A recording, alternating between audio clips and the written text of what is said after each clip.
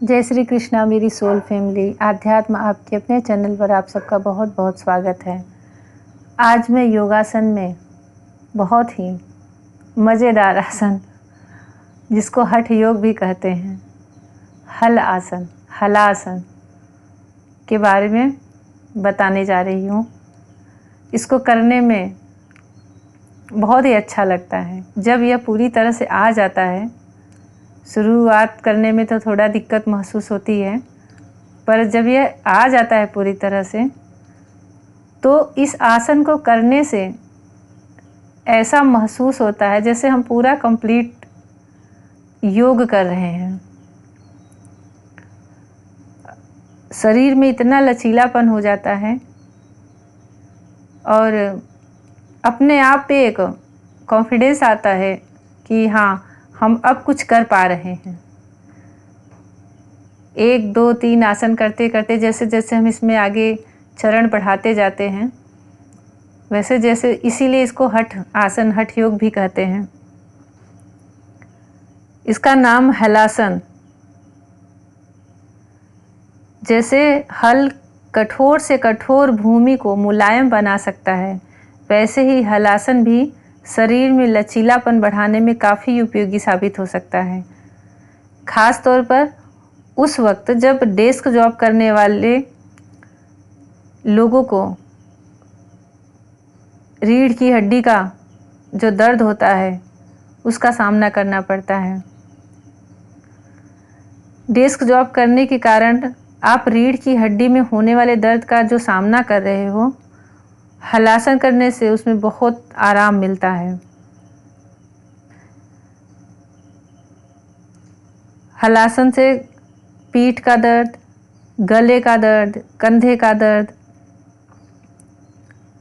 इन सब में बहुत ही फ़ायदेमंद होता है यह। इसमें सबसे ज़रूरी और मुख्य बात यह है कि इसमें पेट खाली रहना चाहिए, क्योंकि हम शरीर को पूरी तरह से मोड़ देते हैं। पूरा उल्टी दिशा में पूरी तरह से शरीर को मोड़ देते हैं, तो पेट पे दबाव पड़ता है। पेट बिल्कुल खाली रहना चाहिए, नहीं तो नुकसान कर जाता है। भोजन भी 4 से 5 घंटे पहले रहना चाहिए। सुबह खाली पेट करो सबसे अच्छा है, और नहीं सुबह टाइम मिल रहा है तो शाम को भी इसका अभ्यास किया जा सकता है।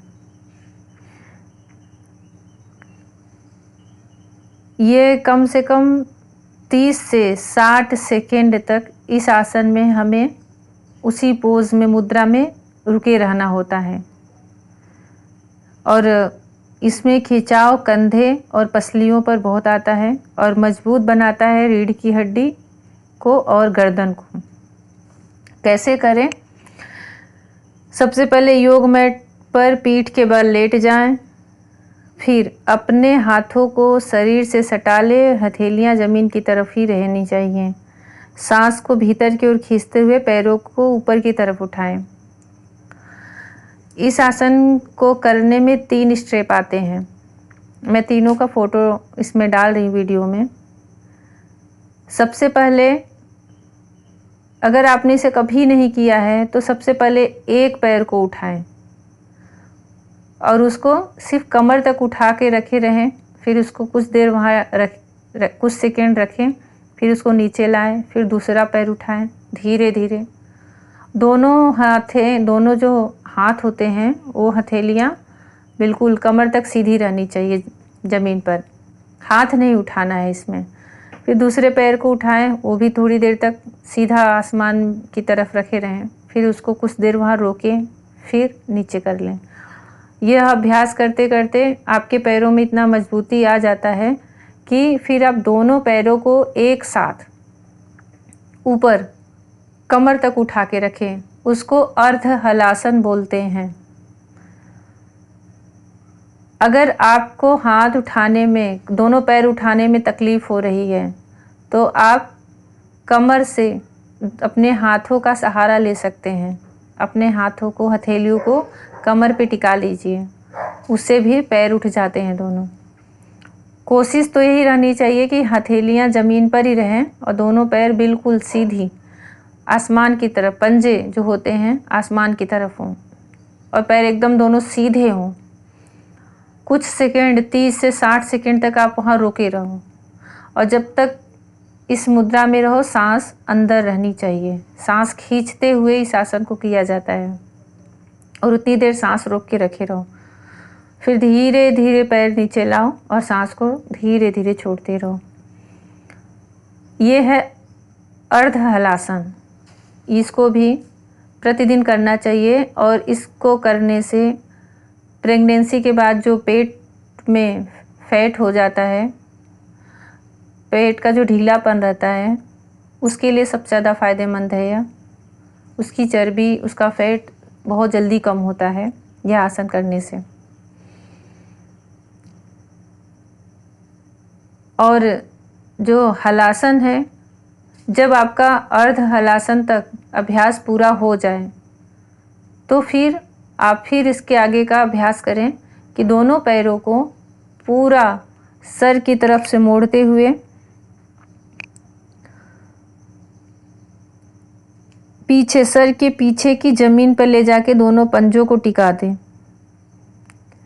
जैसे सांस भीतर की ओर खींचते हुए पैरों को ऊपर की तरफ उठाएं, टांगों को ऊपर उठाते हुए अपने हाथों से कमर को सहारा दें। सीधी पैरों को सिर की तरफ झुकाएं और पैरों को सिर के पीछे ले जाएं। पैरों के जो अंगूठे होते हैं उनसे ज़मीन को टच करें। ये होता है पूर्ण हलासन।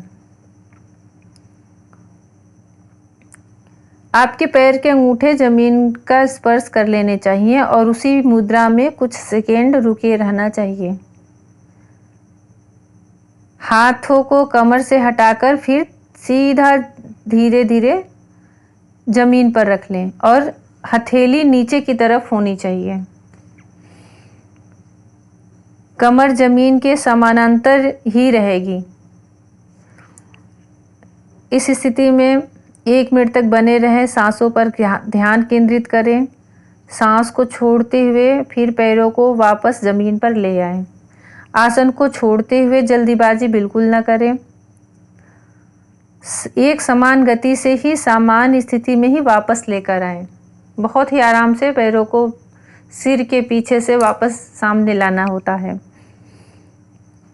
अगर आपको डायरिया है, गर्दन में चोट की समस्या है तो इसका अभ्यास न करें, इससे तकलीफ बढ़ जाती है। अगर आप हाई बीपी या अस्थमा के मरीज हैं तो ये आसन न करें। हलासन के अभ्यास के दौरान समस्या होने पर पैरों को सहारा दिया जा सकता है। और जब आप शुरुआत करेंगे तो सबसे ज़्यादा खिंचाव आपके गर्दन पर आता है, आप महसूस कर सकते हैं।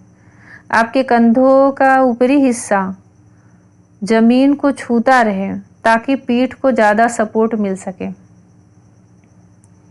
और ये हो जाता है, बहुत ही आराम से हो जाता है, बस कुछ दिन का प्रयास लगता है। हम लोग तो बचपन में इसे खेल खेल में ही, उकड़ू मुकड़ू खेल में इसको पूरे शरीर को मोड़ लेते थे। तो थोड़ा सा शरीर जिसका ज़्यादा स्ट्रेचेबल होता है उसके शरीर में ये सब आसन बहुत आराम से हो जाते हैं, और जिसके शरीर थोड़े कड़क कठोर होते हैं, वो भले दुबले पतले हों पर उनको करने में थोड़ी प्रॉब्लम होती है। तो सावधानी से करना चाहिए ये सब आसन। जहाँ तक हो सके किसी भी आसन में उतना ही अपने शरीर को खींचना चाहिए। ज़बरदस्ती का उसमें खिंचाव नहीं लाना चाहिए, नहीं तो वो कोई ना कोई परेशानी ही खड़ी कर देता है। आपका शरीर जितना सपोर्ट कर रहा है किसी भी आसन में, गोमुखासन में, और ये हलासन हुआ, और भी जो मैंने भी पिछले वीडियो में बताए हैं, आप धीरे धीरे पूरा कंप्लीट उसी तरह करने लगेंगे। लेकिन बहुत ही योग आसन ऐसी चीज़ है कि इसको बहुत ही आराम से, स्थिर मन से धीरे धीरे करना चाहिए। ऐसा नहीं कि बस फटाफट हो ही नहीं सकता है। फटाफट करने में कर ही नहीं पाएंगे आप, अगर आपकी प्रैक्टिस नहीं है तो। शरीर में बहुत लचीलापन बना देता है और पहले से रहता है तो बहुत आराम सहयोग मिलता है करने से, नहीं रहता आपका अगर ऐसा शरीर तो यह शरीर को बहुत ही लचीला बनाता है। कंधों का दबाव कान पर बनाने की कोशिश करें, इससे कनपट्टी और गला मुलायम बने रहते हैं।